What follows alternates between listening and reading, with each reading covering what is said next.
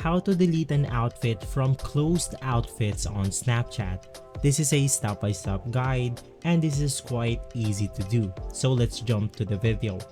Now first things first, of course you want to open up the Snapchat application right here, and once inside you want to proceed by clicking on your profile icon at the top left corner of the screen.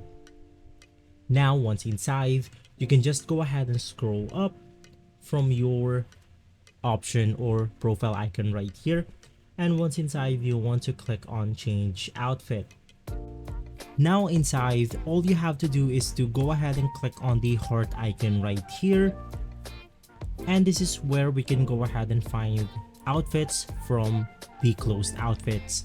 Now if you want to remove some of these outfits right here, all you have to do is to go ahead and hold click the outfit that you want to delete or remove. Let's just say that I want to remove this outfit right here, so I'll just go ahead and hold click on it, and to confirm, all you have to do is to click on remove. So guys, if this video has been helpful for you, please consider by liking and subscribing. I'll make sure to see you again next time, and as always, thank you.